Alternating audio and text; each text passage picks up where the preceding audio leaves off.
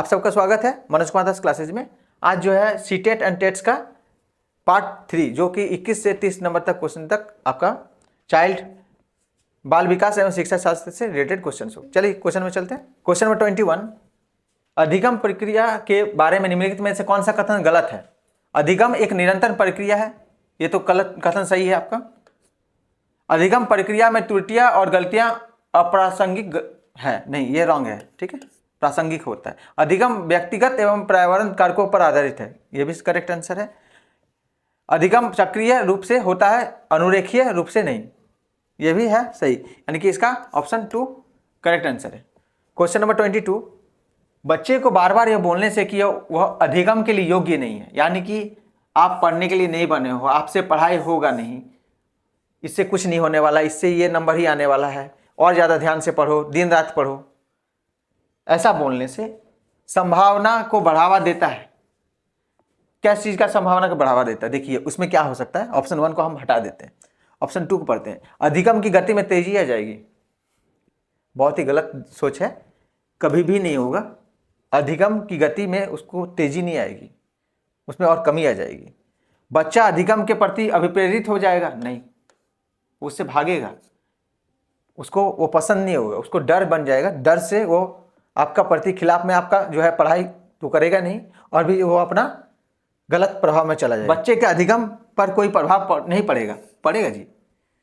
बार बार बोलोगे कि आप पढ़ने योग्य नहीं हो तो पढ़ेगा क्या, पढ़ना ही है, ये भी ऑप्शन गलत है। तो पहला ऑप्शन जो मैं छोड़ दिया था, बच्चे अधिगम के प्रति अनुप्रेरित निष्प्रेरित हो जाएगा, मतलब उसके वो उदासीन हो जाएगा उस नजरिए से, मतलब वो पढ़ने के लिए जो है ना, पढ़ने में वो अब पहले जैसा नहीं रहेगा और भी खराब हो जाएगा, ठीक है। इसलिए बच्चे को ताना ना दें, उसे आपसे प्यार से ही बात करके समझाएं, ठीक है। चलिए नेक्स्ट क्वेश्चन की ओर चलते हैं। क्वेश्चन नंबर 23, समस्या समाधान कौशल को किस प्रकार बढ़ाया जा सकता है?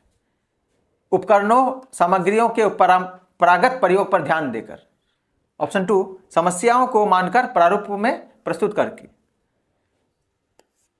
समाधानों के वैकल्पिक तरीकों को मानकर, यह सबसे सटीक लग रहा, क्योंकि और भी जो तरीके हैं वो अपनाकर ताकि कौशल को बढ़ाया जा सकता है, इसलिए आप वैकल्पिक तरीकों को मानकर हम लोग कर सकते हैं और भी ज़्यादा बेटर कर सकते हैं, कौशल को बढ़ाया जा सकता है। ये यानी कि ये 3 ऑप्शन 3 करेक्ट आंसर है। यंत्रवत याद करके, ये तो नहीं है, यानी कि ऑप्शन 3 आपका करेक्ट आंसर है। चलिए नेक्स्ट क्वेश्चन की ओर चलते हैं। क्वेश्चन नंबर 24, प्राथमिक कक्षाओं में संकल्प अध्यापन हेतु विषय वस्तु को प्रस्तुत करने का कौन सा क्रम सर्वाधिक उपयुक्त है?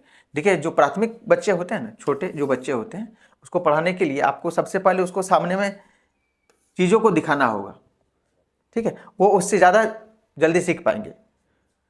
यानी कि मूर्त सामग्री दिखाएंगे, उसके बाद चित्र से भी हम लोग सहारा ले सकते हैं, और लास्ट में संकेत सबसे लास्ट में।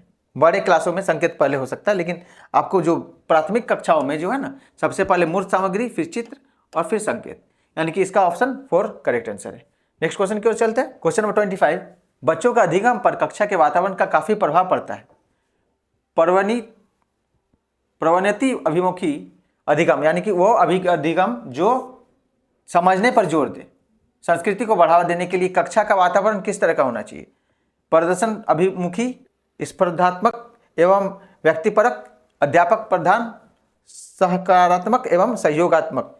देखिए सबसे बेस्ट हो गया ये ऑप्शन, ये तो होगा नहीं, अध्यापक प्रधान नहीं होना चाहिए, स्पर्धा एवं व्यक्तिपरक भी इसमें नहीं लग रहा है, प्रदर्शन अभिमुखी भी नहीं है। इसका सही आंसर है सकारात्मक एवं सहयोग, एक दूसरे से मिलजुल के कोई भी काम को बच्चे और टीचर मिल के कोई काम को अच्छा से करेंगे ताकि वो बच्चे को अधिगम में और भी सुविधा हो। तो ये ऑप्शन 4 सबसे करेक्ट आंसर है इसका। नेक्स्ट क्वेश्चन की ओर चलते हैं। क्वेश्चन नंबर 26, अधिगम के संदर्भ में निम्न में से कौन सा कथन सही है? परीक्षाएं ही अधिगम का चरम लक्ष्य है, यह रॉन्ग है। अधिगम एक निष्क्रिय प्रक्रिया है, निष्क्रिय प्रक्रिया कैसे होगी? भावों का अधिगम प्रक्रिया पर कोई प्रभाव नहीं होता, यह भी रॉन्ग है, प्रभाव पड़ता है। अधिगम एक जटिल प्रक्रिया है जिसमें अधिगमकर्ताओं की सक्रिय संलग्नता की आवश्यकता होती है, मतलब जो अधिगम मतलब जो पढ़ने वाले स्टूडेंट्स हैं वो सक्रिय होने चाहिए, एक्टिव होने चाहिए, और जो देने वाले हैं वो भी एक्टिव होने चाहिए, मतलब टीचर और स्टूडेंट दोनों को सक्रिय रहना पड़ेगा, यानी कि 4 ऑप्शन जो है 26 का करेक्ट आंसर है। चलिए नेक्स्ट क्वेश्चन की ओर चलते हैं। क्वेश्चन नंबर 27, पर अधिगम का सामाजिक संरचनात्मक विचार अधिगम प्रक्रिया में डैश की महत्ता पर बल देता है। पारस्परिक क्रियाओं में पुरस्कार और दंड, ये नहीं होगा। अनुवांशिकता, अन्वय, अटल, शिक्षा शास्त्रीय उपागमों में, ये भी नहीं है। ऑप्शन 1 ही इसका करेक्ट आंसर है। पारस्परिक क्रियाओं पर महत्ता पर बल देता है। ठीक है, नेक्स्ट क्वेश्चन की ओर चलते हैं। क्वेश्चन नंबर 28, निम्न में से कौन सा युग्म घटक और अभिप्रेरणा स्रोत का सही रूप से मिला युग्म है?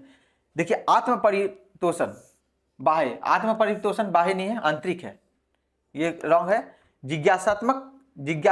बाह्य, आंतरिक अभिप्रेरणा, ये जिज्ञासा अगर होता है तो आंतरिक अभिप्रेरणा है। ठीक है, नकद पुरस्कार, यह आंतरिक नहीं है, ये बाह्य है।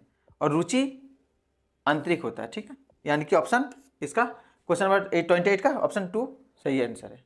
नेक्स्ट क्वेश्चन की ओर चलते हैं। क्वेश्चन नंबर 29 को देखिए, इसमें जो है अध्यापिका को छात्रों को केवल यंत्रवत रूप से सीखने के लिए प्रोत्साहित करना चाहिए, संकल्पों के वार्तालाप, उदाहरण और गैर उदाहरण को सम्मिलित नहीं करना चाहिए, ये तो नहीं है। जो प्रस्तुत किया गया है और जो पहले से ही ज्ञात है, उन दोनों में संबंध स्थापित करने का अवसर प्रदान करने चाहिए, यह सबसे करेक्ट आंसर है। अध्यापन की व्याख्यान विधि पर ही सीमित रहना चाहिए, ये नहीं है। छात्रों को केवल यंत्रवत रूप से सीखने के लिए प्रोत्साहित करना चाहिए, ये भी रॉन्ग ऑप्शन है। इसका करेक्ट आंसर है ऑप्शन 3। चलिए नेक्स्ट क्वेश्चन की ओर चलते हैं, जो कि आज का अंतिम क्वेश्चन होगा। क्वेश्चन नंबर 30, निम्न में से कौन सा कारक अधिगम को प्रभावित करते हैं? अभिप्रेरणा, ये भी प्रभावित करता है। सामाजिक संदर्भ, ये भी।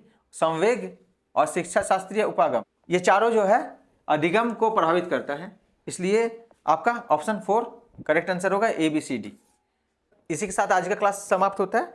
और अगर आपको सीटेट का जो है मैथ के लिए जाना है तो आप वीडियो में जाके देख सकते हैं। सीटेट का जो है अलग से मैं प्लेलिस्ट बना दिया हूं, जिसमें आप जाके वीडियोस देख सकते हैं। ठीक है, तो ऐसे ही क्लासेस के लिए बने रहें। चैनल को लाइक करें, कमेंट करें, शेयर करें और सब्सक्राइब करना ना भूलें। Thank you.